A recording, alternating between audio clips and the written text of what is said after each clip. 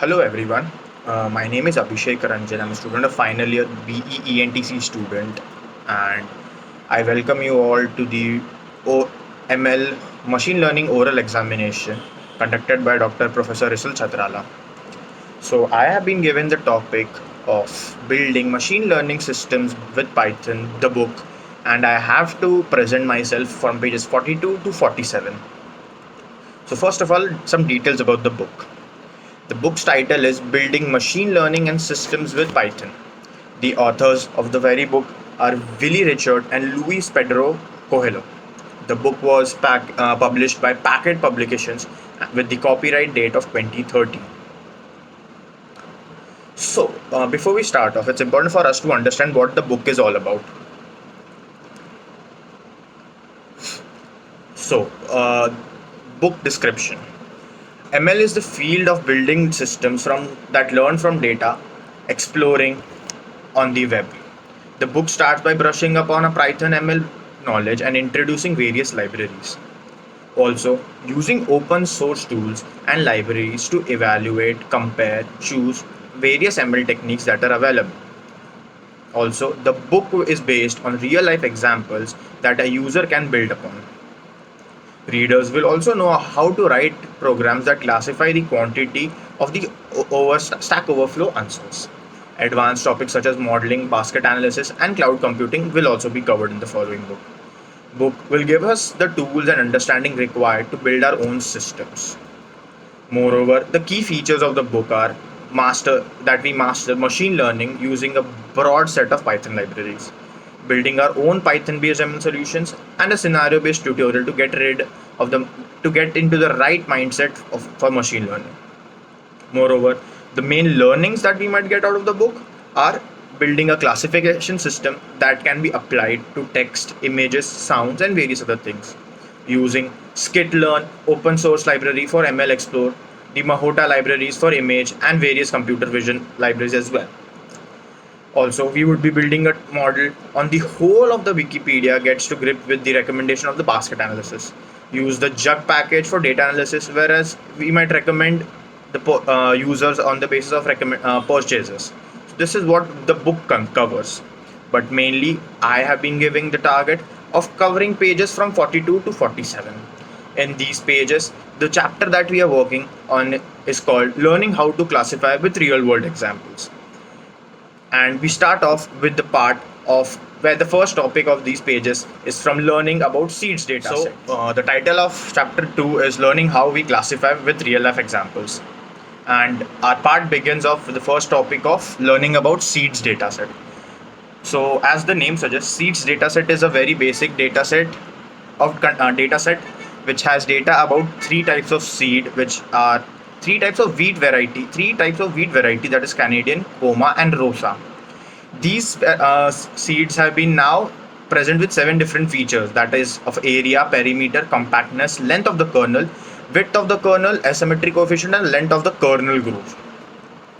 So this data set is again similar to what you might have heard about the iris data set, which is about a flower. Here the image pattern recognition can be implemented. You can take image of the in the form of digital form and compute a few relevant features from them. You can use a generic classification system. Also, we can work on the computer vision side of the problem and compute features of the images. For the moment, we will work on the features that are given to us. Moving on to the next topic, that is features and feature engineering. So what is actually feature and feature engineering? So feature engineering, one of the interesting aspects of the features of that is compactness feature. It is not actually a measurement but a function of the previous two features, area and perimeter. It is often very useful to derive something out of combined features. This is general area, normally termed as feature engineering. Whereas what is feature selection? It is a natural question, is whether or not we can select some good features automatically. This is called feature selection. Some important points for this part would be feature engineering is sometimes seen as very glamorous than algorithms, but it may matter more in performance. You might even use the background knowledge to intuit about its good features. Even before you have data, you must decide which data is worth to collect. Moreover, it does not make sense to use feature selection for smaller problems. Also, you need to use a background knowledge to intuit which of them is a good feature. As I said, there are many problem domains. There is already a vast literature possible features and feature types you can build upon. For images, all the previously for you in a text-based problem, there are standard solutions that you can mix and match. Often though, you can use your knowledge of a specific problem to design a specific feature. Even before you have data, you must decide which data is worth to collect, and then you need all to hand your features to the machine to evaluate and compete Now, the best. Coming on to the most important part of this chapter, that is nearest neighbor classification. So what is nearest neighbor classification? So it is one of the simplest decision procedures that can be used for classification in the nearest neighbor rule. It classifies a very simple based on the category of its nearest neighbor. Where large samples are involved, it can be shown that this rule has a probability of error which is less than twice the optimal error. Hence, this is less than twice the probability of error compared to any other decision rule.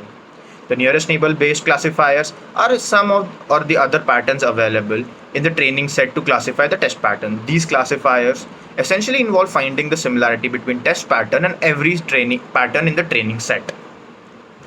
Similarly, with the dataset, even if we try to separate two classes from the previous method, we do not get a very good result.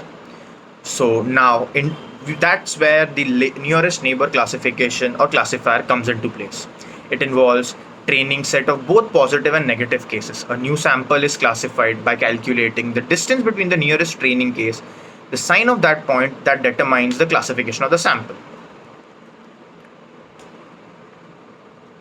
In our case, a model say involves saying all the training data and labels and computing everything at classification time. A better implementation would be actually index at learning time to speed up classification, but this implementation is a complex algorithm.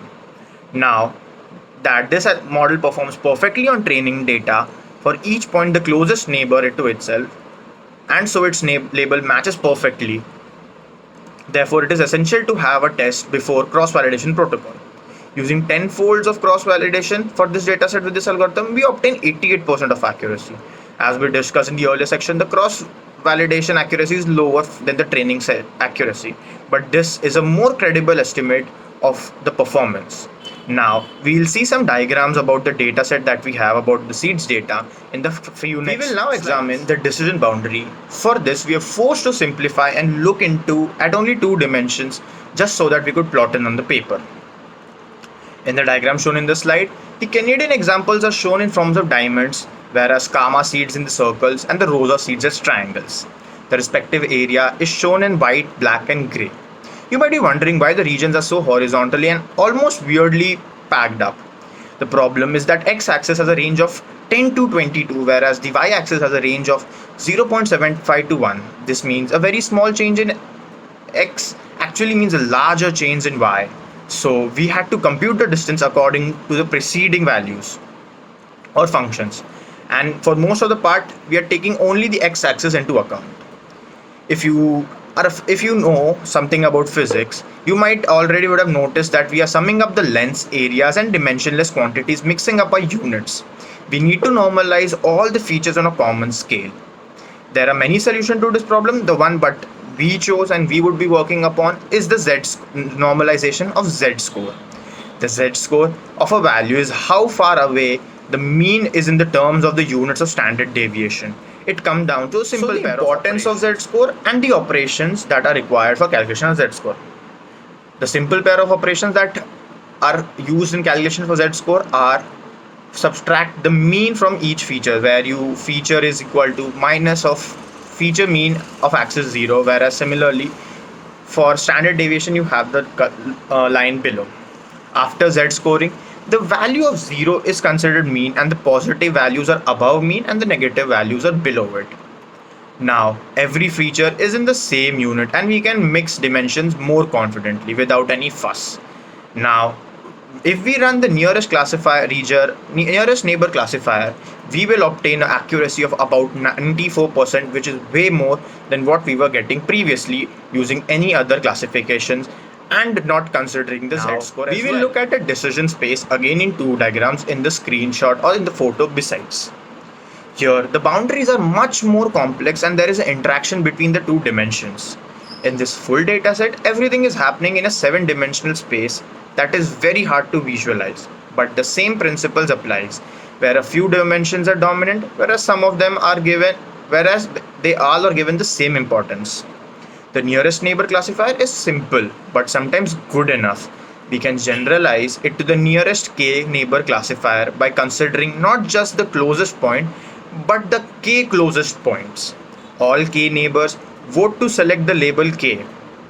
It is typically a small number such as 5, 6, a single digit, but can be larger, particularly if the data set is large. We begin with the last topic of this chapter, that is binary and multi-class classification. The first classifier we saw, the threshold classifier, was a simple binary classifier. The result is either one class or the other is at a point is above the threshold or it is not. The second classifier we used, the nearest neighbor classifier, was a naturally multi-class classifier.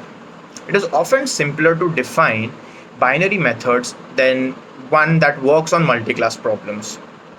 However, we can reduce the multi-class problems to a series of binary decisions. That is what we did earlier in the iris dataset in a haphazard way. We observed that it was easy to separate one of the initial classes and focus on the other two, reducing the problem to two binary decisions, a yes or a no based type questions. Of course, we want to leave all these sort of reasoning for the computer. As usual, there are several solutions to this multi-class problem. The simplest is to use the series as one classifier versus rest of the classifier. For each possible label, we use a classifier of that type.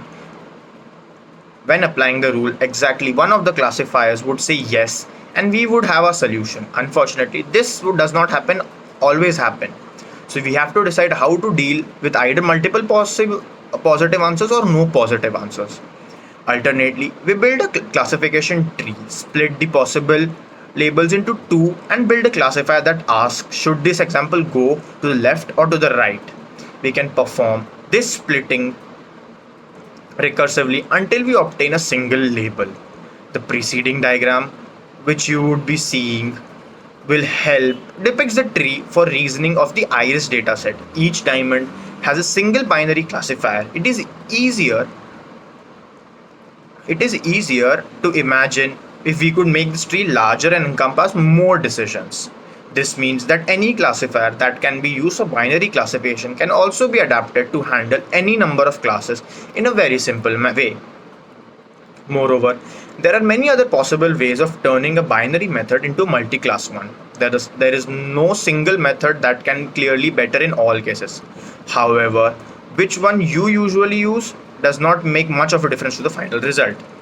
Most classifiers are binary systems, which many real-life problems are naturally multi-class. Several simple problem protocols reduce the multi-class problem to a series of binary decisions that allow us to apply the binary model to our multi-class problem. With this, we end with our topic and the chapter, and now we move on to the conclusions or the outcomes of the outcome part of the chapter. Considering this chapter was quite theoretical, we have some points that we have jotted down. Starting off with, classification generally means generalizing from examples to build a model. It is one of the fundamental tools in machine learning. Also, in order to not to waste many examples in testing, a cross-validation schedule can get us best of both worlds.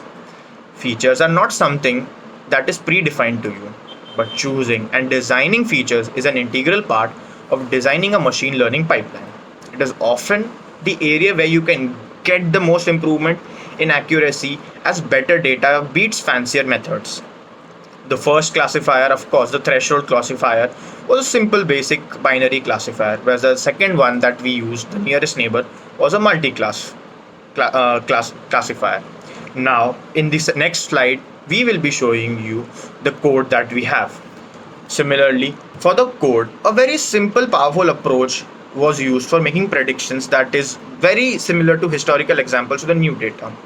Here, for calculating the nearest uh, neighbor classification, we are taking care of three steps. That is, how do we code the k nearest neighbors algorithm step by step, how do we evaluate them, and how we use those neighbors to predict the data. You can click on the link given in blue for the code. Thank you so much. I hope I was able to explain you the whole part of it with proper examples and with proper guidance step by step. Thank you so much.